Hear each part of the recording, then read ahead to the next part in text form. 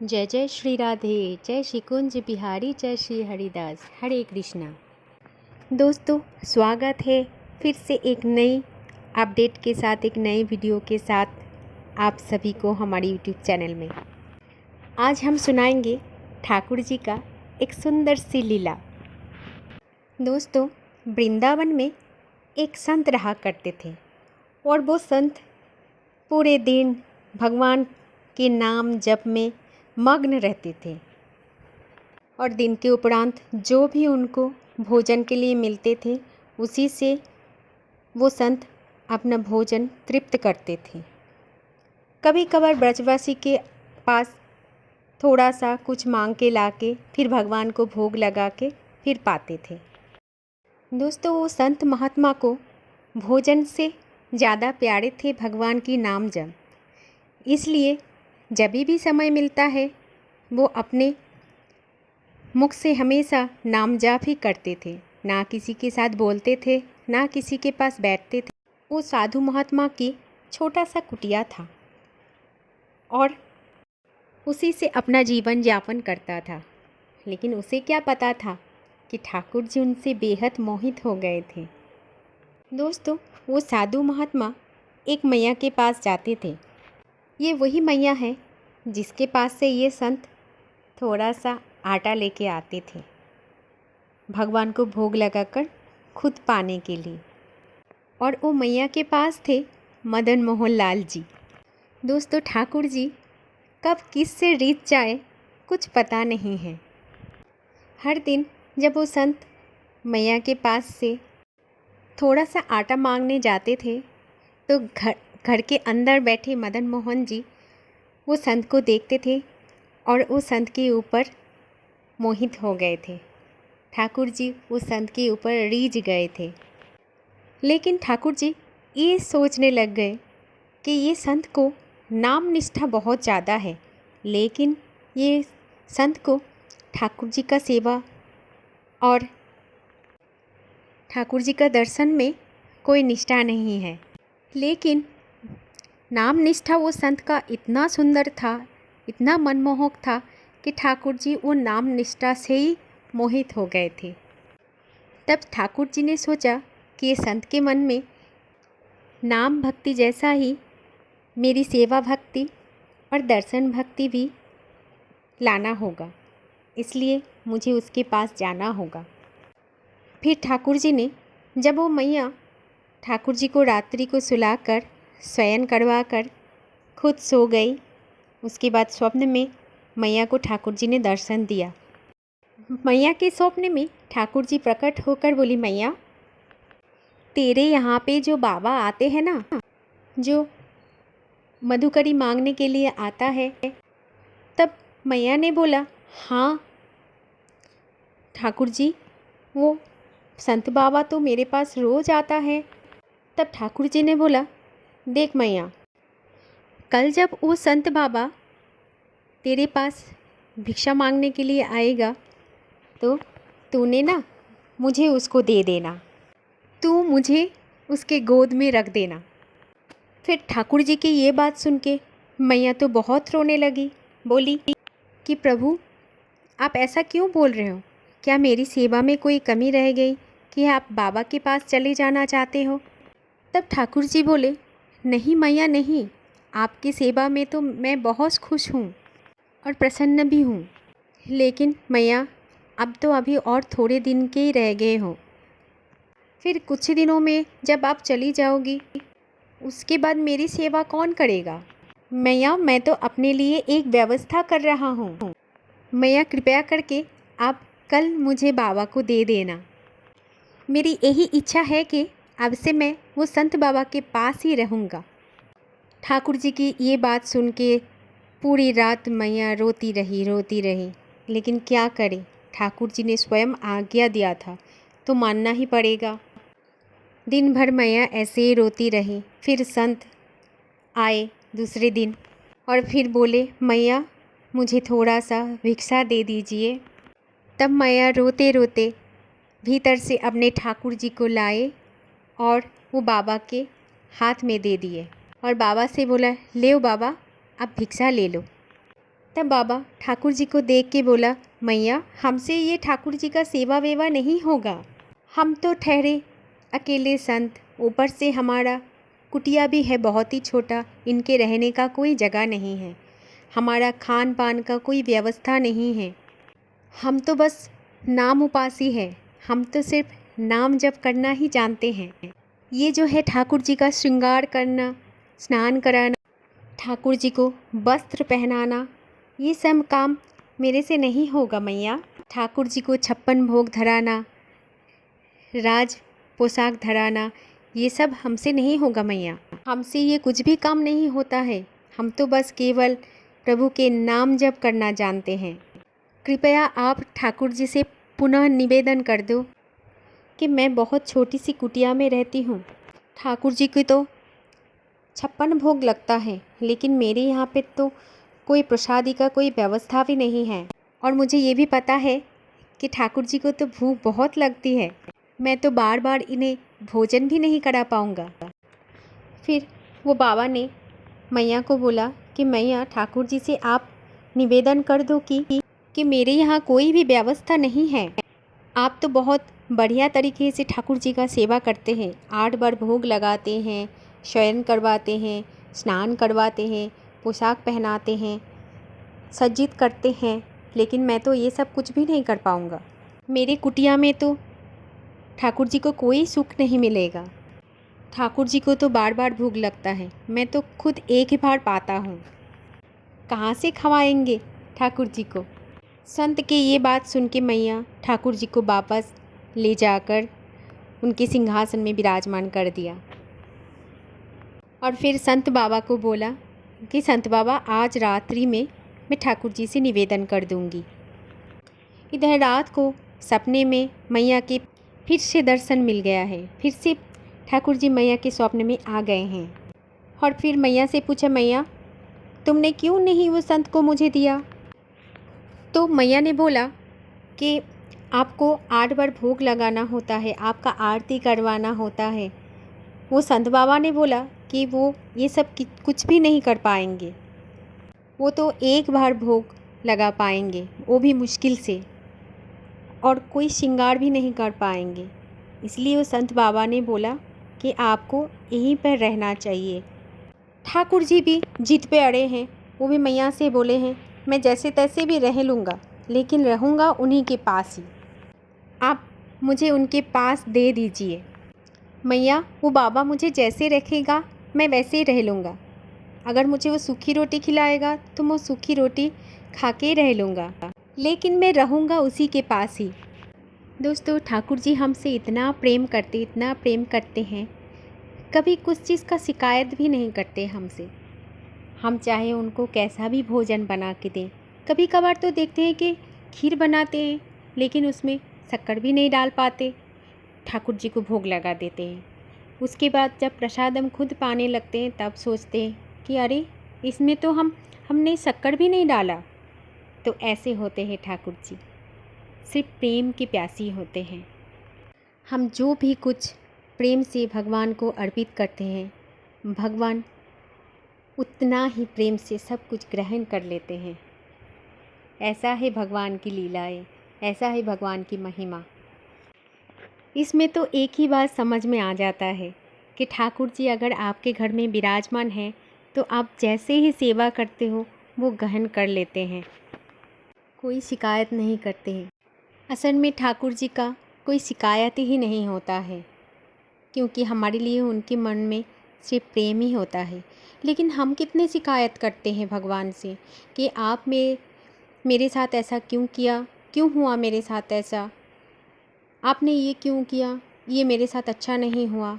असल में जो भी हमारे साथ होता है उस सब के पीछे भगवान कुछ ना कुछ अच्छा ही सोच के रखता है। इसीलिए जब भी हमारे साथ बुरा हो या सही हो, जो कुछ भी हो, हमें हंस के जीना चाहिए, हंस के मान लेना चाहिए, ये सोच कर कि भगवान ने कुछ ना कुछ ज़रूर हमारे लिए अच्छा सोच के रखा है, तभी ऐसा समय आया है। फिर वो मैया ने ठाकुर जी को बोला, सोच लो ठाकुर जी, बाबा के पास कुछ भी व्यवस्था नहीं है आपके भोजन का, आपके शयन का, आपके रहने का, आपके स्नान का। फिर ठाकुर जी मैया से बोले, कोई बात नहीं मैया, मैं उसी के साथ ही रह लूँगा। वो बाबा मुझे चाहे सूखी रोटी क्यों ना खिलाए, लेकिन रहूँगा मैं उसी के साथ ही। दोस्तों, बड़ा सा महल में रहते थे मदन मोहन लाल जी, लेकिन भक्त की प्रेम से रीझ कर बाबा की वो छोटी सी कुटिया में रहने के लिए प्रसन्न हो गए। फिर अगले दिन मैया जब बाबा को सब बातें बताई, तब बाबा ने ठाकुर जी को अपने कुटिया में ले ही आई। मैया ने ये भी कह दिया था बाबा से कि बाबा आप जैसे ही रखोगे रहेंगे, लेकिन वो आपके पास ही रहेंगे। फिर बाबा जी ने बोला, चलो ठीक है, हम तो बस एक ही बार भोग लगा पाएंगे। तब ठाकुर जी ने बोला, सब कुछ मुझे स्वीकार है, आप जैसे दोगे मुझे सब कुछ स्वीकार है। मैया बोला, बस अब आप ठाकुर जी को लेके जाओ आपके कुटिया में। फिर बाबा ले आए अपनी कुटिया में ठाकुर जी को। ठाकुर जी को लाकर बाबा ने सोचा, मुझे तो दाल चावल बनाना नहीं आता, लेकिन मैं आटा का जमुना जी के पानी में घोल के टिक्कर बना के उसका रोटी पवा सकता हूँ। मैं वही बनाऊँगी एक ही बार भोजन में। फिर वो संत बाबा मैया के यहाँ गया और बोला, मैया मुझे थोड़ा सा आटा दे दो। फिर वो संत बाबा मैया के यहाँ से आटा लाकर उनमें जमुना की जल को मिलाकर फिर आटा को गूँथ कर रोटी बनाए। फिर ठाकुर जी को भोग लगाए। उस संत बाबा के पास ठाकुर जी के लिए भोग लगाने के लिए कुछ भी नहीं था, तो एक पत्ता लेके आए और पत्ते के ऊपर रोटी को रख दिया और ठाकुर जी को भोग लगा दिया। और फिर साधु ने भगवान को बोला कि लाल जी, आप तो 56 भोग खाने वाले हो, आज से आप सूखी रोटी पाओ। लाल जी, आप तो बहुत ज़्यादा जीत करके आए हो मेरे पास, बहुत लड़ झगड़ करके आए हो, तो पाओ सूखी रोटी संत के पास। इससे ज़्यादा तो मैं आपके लिए कुछ भी नहीं कर सकता। इसके बाद वो संत बाबा ठाकुर जी के सामने भोग रख करके और अपने नाम जाप में फिर से बैठ गए। ऐसे ही करके 2-3 दिन तक ठाकुर जी वही सूखी रोटी पाते रहे, कुछ नहीं बोला। फिर चौथे दिन जैसे ही नाम जप में बाबा बैठे, तभी ठाकुर जी प्रकट हुए। वो बाबा की अपने मन में, चित्त में ठाकुर जी प्रकट हो गए। फिर वो संत बाबा ने ठाकुर जी को बोला, ठाकुर जी प्रणाम। और संत बाबा ने ठाकुर जी से ये भी पूछा कि ठाकुर जी आप सुख से विराज रहे ना हमारी कुटिया में, आपको कुछ भी कमी तो नहीं लग रहे हैं, सब कुछ कुशल मंगल है ना ठाकुर जी, सेवा में आपका कोई कमी तो नहीं हो रहा है। तब संत बाबा से ठाकुर जी ने बोला, अरे नहीं नहीं, मुझे तो बहुत ज़्यादा आनंद आ रहा है आपके कुटिया में, सब कुछ बढ़िया है, सब आनंदमय है। ठाकुर जी वो संत बाबा को बोला, बस एक निवेदन करना चाहता हूँ आपसे बाबा। फिर बाबा बोले, आज्ञा करो भगवान, क्या इच्छा है आपका। फिर ठाकुर जी बोले, बाबा जब आप रोटी बनाते हो ना, तो आटे में जब जमुना जी की जल मिलाते हो, मैं 3-4 दिन से तो वही पा रही हूँ, लेकिन मुझे आपसे एक बात बोलना था कि आप जब रोटी बनाओगे तब थोड़ा सा नमक डाल दिया करो, क्योंकि सूखी रोटी पाने में मुझे थोड़ा सा कष्ट होता है। अगर नमक डालोगे तो स्वाद भी बढ़ जाएगा। बाकी सब कुछ आनंदमय है बाबा, बहुत आनंदमय है आपकी कुटिया और आपकी सेवा भी। बाबा फिर बोला, ठीक है ठाकुर जी, आज से मैं रोटी में नमक मिलाया करूँगा। फिर बाबा ने मैया के पास गया और थोड़ा सा आटा के साथ थोड़ा सा नमक भी मांग लिया। संत बाबा की बात सुन के मैया ने बोला, हो गई चटोरीपन चालू। मैया बाबा से बोला, देखो आगे आगे और क्या क्या होता है। फिर संत बाबा ने आटे में नमक मिलाकर, जमुना के जल मिलाकर रोटी बनाया, फिर भगवान को भोग निवेदन किया। ऐसे ही 2-4 दिन चलता रहा। फिर चौथे दिन ठाकुर जी फिर से प्रकट हो गए बाबा के सामने और बोले। फिर ठाकुर जी को प्रकट होते हुए देखने पर बाबा जी बोला, ठाकुर जी सब कुछ सही है, सब आनंदमय है, कोई कमी तो नहीं ठाकुर जी सेवा में। फिर ठाकुर जी ने बाबा से बोला, नहीं बाबा, सब कुछ आनंदमय है, सब ठीक ठाक है, कोई कमी नहीं है। खूब चकाचक पा रहे हम भोग। बस बाबा आपसे एक बात कहना था।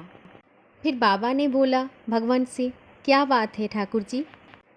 ठाकुर जी बाबा से पूछा, क्या आपको मेरी आवाज़ को थोड़ा सा कर्कश तो नहीं लग रहा है?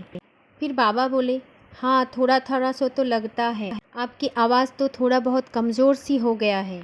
फिर ठाकुर जी ने बोला, वो सूखी रोटी खा खा के बाबा मेरे गले पे दर्द होने लग गई है। फिर संत बाबा ने ठाकुर जी को बोला, अरे सरकार, आपको तो कष्ट हो रहा है, कृपया आप बोलेंगे कि आपका क्या सेवा कर सकते हैं, क्या त्रुटि रह गई है? बाबा बोला, कृपया भगवान आप आज्ञा करें। तब भगवान ने बोला, मैं तो बस यही कहना चाहता हूँ कि जब आप रोटी बनाते हो तो रोटी में थोड़ा सा घी लगाया करो, ताकि वो रोटी मेरे गले में चुभे ना। फिर बाबा ने बोला, ठीक है ठाकुर जी, मैं कोशिश करूँगा घी लाने के लिए। फिर बाबा ने मैया के पास गए और बोला कि आज आटा और नमक के साथ थोड़ा सा घी भी दिया करो। मैया ठाकुर जी को भोग के साथ सूखी रोटी के साथ थोड़ा सा घी भी लगाया करेंगे। मैया ने भी थोड़ा सा घी दे दिया था ठाकुर जी के लिए। फिर ऐसे ही 3-4 दिन रोटी के ऊपर घी लगाते हुए ऐसे ही भगवान को भोग लगाया और भगवान ने भोग पा लिया। फिर 3-4 दिन के बाद फिर से ठाकुर जी प्रकट हो गए। तब बाबा ने पूछा ठाकुर जी से, ठाकुर जी गले में तो अब रोटी अटकता नहीं है ना? फिर ठाकुर जी ने बोला, ना बाबा, अब तो सब कुछ बढ़िया है, सब मंगल है, सब अच्छा है। आप जो रोटी में नमक डाल के देते हो, घी डाल के देते हो, तो मुख में मेरा बहुत अच्छा सा स्वाद आ जाता है, सब कुछ बढ़िया है बाबा। लेकिन बाबा एक बात और आपसे कहना था। बाबा कल से एक आलू ले आना और फिर आलू को भून लेना और उसके बाद नमक मिर्च डाल के उस आलू का चटनी बना करके ये घी के रोटी के साथ मुझे भोग लगाया करो, तो मुझे और भी आनंद आ जाएगा। ठाकुर जी की ये बात सुनकर बाबा ने ठाकुर जी को गोदी में उठाया और सीधा चले गए मैया के पास और मैया को बोला, मैया ये लो आपकी ठाकुर जी, आप ही रखो। अरे मैया क्या बताऊँ, अभी आटा आया, नमक आया, घी आया, फिर कल को तो 56 भोग लाने के लिए बोलेंगे, फिर तो मेरा नाम जप ही चला जाएगा, मैं कैसे भजन पूजन करूँगा?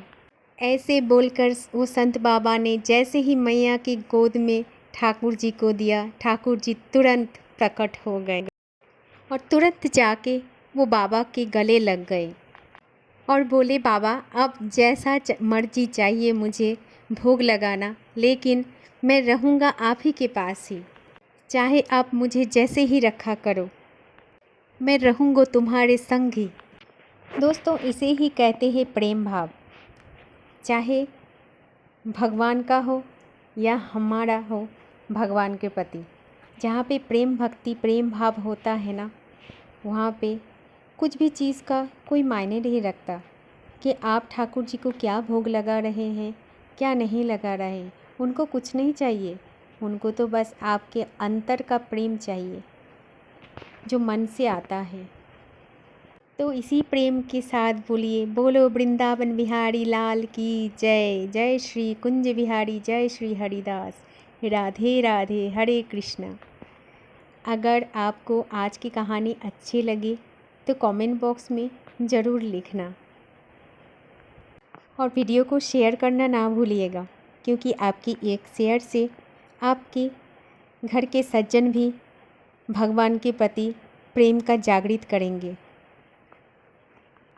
राधे राधे।